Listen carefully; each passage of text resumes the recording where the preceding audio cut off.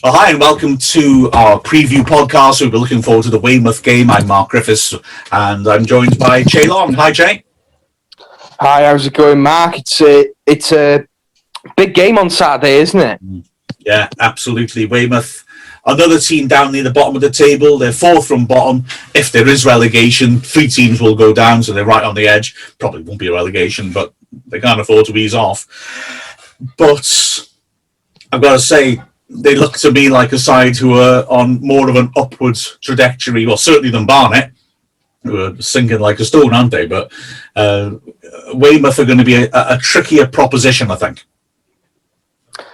Yeah, well, I've done a bit of research into them this morning because I had a bit of time, and I've looked at their National League Team of the Week for the last 4 weeks. Has had a Weymouth player in it for the last 4 weeks. So it says a lot about how well their team's playing and how well they're gelling at the moment. They're coming off a good win against Stockport too. Superb win against Stockport, isn't it? Absolutely superb. And I watched that game, or a chunk of it, and you could see the complete difference between what they were like when we played them earlier in the season and now. Same basic shape, sort of 4-4-1-1, but you know, when we played them, and they'd been like this I remember the game before, which I looked at prior to that match. They folded once they had the lead. They backed off, defended too deep, and cracked under the pressure. And of course, we got that winning goal at injury time.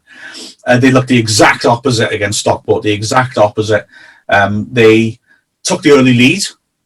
And then they were so compact defensively that Stockport kept battering away at them, and they were not finding their way through. It was really resolute, and I was impressed with their work rate and their concentration.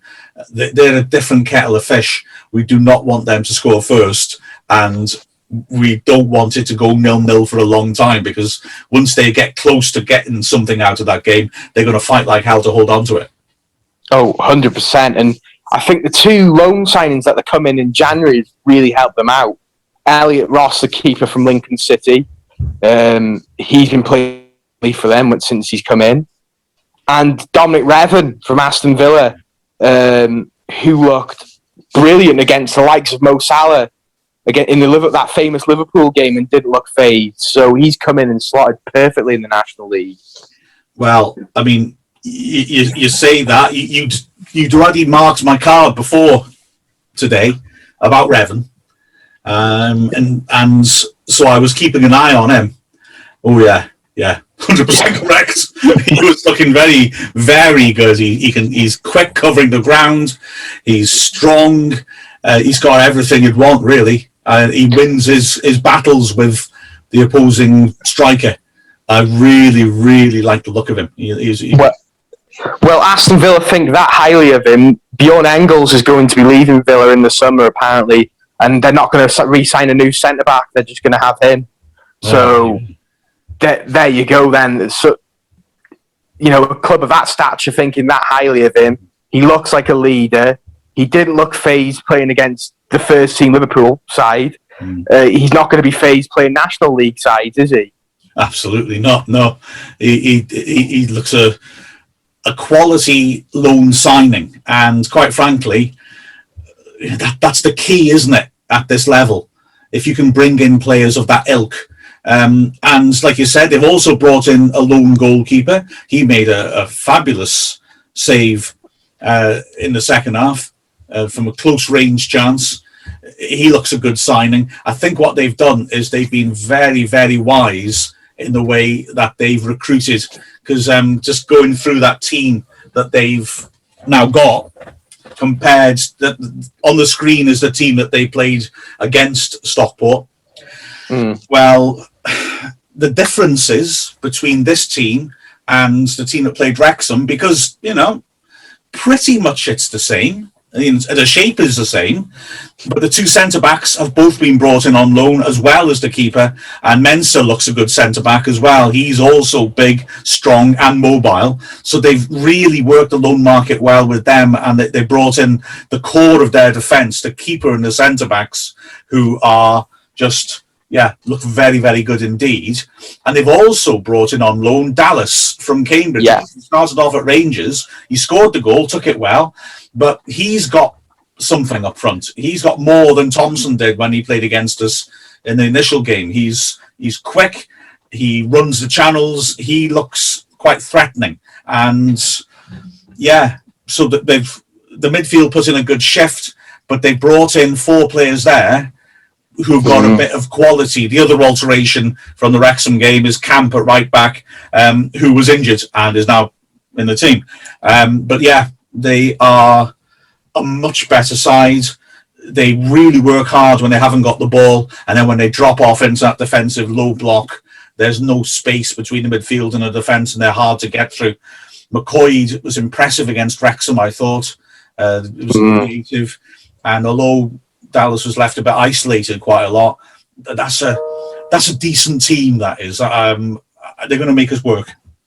Oh, 100%. Andy Dallas has scored 4 in the last 5.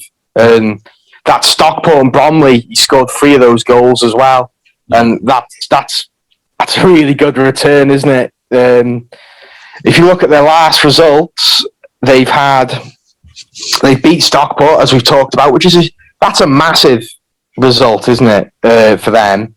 They've beat Bromley, they beat Boreham Wood, and they beat Aldershot, and they beat Hartlepool this season. So since January, they've really, really become a different side.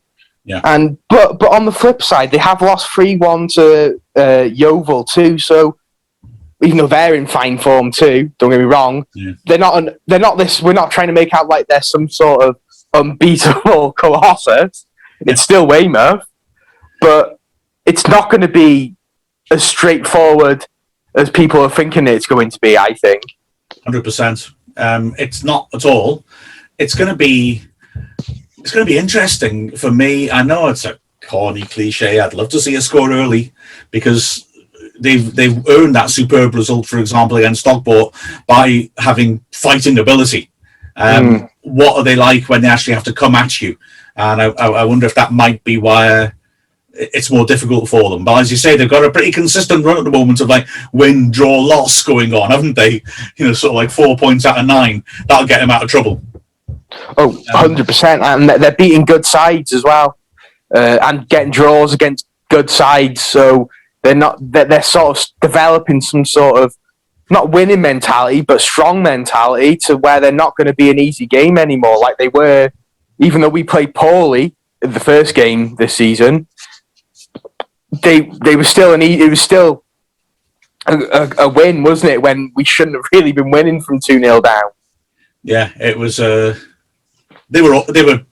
We were awful in the first half. They were awful in the second half. Is possibly a fair way of looking at it, but it was a proper exploitation, if you like, of the side's vulnerabilities. And I don't think those vulnerabilities are there now. So, yeah, we're going to have to work. Now, if you look at it from the Wrexham point of view, of course, we've got players coming back from injury, which is good. We've got Harris. We've got players like the quality of Horsfield and Rutherford who aren't actually in the squad. And, so it's good to see the strength of depth coming back. We've got Leighton available once more. So that's pleasing, isn't it? Oh, 100%. And for me, I think you've got to put Reece Johnson in for a game like this, where we're looking to attack and score goals at the get-go. And maybe taking Karen, even though I don't like saying this because he's been fantastic, sticking French back at centre-half and having Kelleher, Vassell and French at centre-half, and we need to really get at him and maybe start Jarvis or carry on with Durrell. I don't know. I think it all seems to be working quite well at the moment for Wrexham, but for me, I would want to get Reece Johnson in there. Hang on a second. You're Mr. Don't Change a winning team, aren't you? I am. I am. But I think this is a game that'd be well made for Reece Johnson. Yeah, exactly. If we can get at them, especially early on, like I said, when the game's not settled yet, we've got a chance to cause some problems, haven't we? Goalkeeper, stay with the same or? Dibble, yeah. He's done nothing wrong, has he? Yeah, I think it'd be unfair to drop him. Absolutely. And then, of course, up front, I mean, Dean Keats alluded to having to rest Dior Angus at some point, but I wouldn't have thought this is that point. I would have thought that he'd want to make sure that he's there to, if we're going to try and get on top of them, to take the chances. Yeah, I'd agree. I'd be starting Dior and Thomas up front still. I know Dior's, as Keats has said, he probably need to rest him at some point, but with us wanting to get ahead early and get them on the back foot, you'll be wanting to play Dior, won't you? Yeah, exactly. Excellent. So let's hope we can do the job, because if so, we'll be building up momentum, hitting another big home game on Tuesday against Eastleigh. But after last week and the hard work we've put in, it's looking pretty promising. That table looks quite nice, doesn't it? Yeah, and it's important to realise as fans as well that, you know, the name Weymouth isn't glamorous, but it's going to be a hard game, and a win would be a great result. I'm not saying I definitely wouldn't take a draw. I'd be unhappy with a draw, but again, they're a good side, and a win would be a great result, and we just need to keep on chipping away with this undefeated going into Eastleigh. Exactly right. Let's hope we can achieve exactly that. Well, remember, you can keep in touch with the game in all the usual ways. There'll be the live stream, of course, available. There'll be live commentary on Mixlr. There will also be the usual range of post-match podcast analysis as well. So please keep subscribing, keep clicking the notifies and liking and rating and all those lovely things, reviewing. It could be a horrible review. We don't care. It's still a review, and it still helps us to raise our revenue for the club. So thank you very much, Chay, for joining us, and let's hope we can put a good performance in. 100%. Look forward to it, Mark. Absolutely. Me too. We've been Mark Griffiths and Chay Long from the Wrexham AFC media team. Thanks very much for watching. Please subscribe as well so you don't miss out on any of our content, and click the bell to get notifications.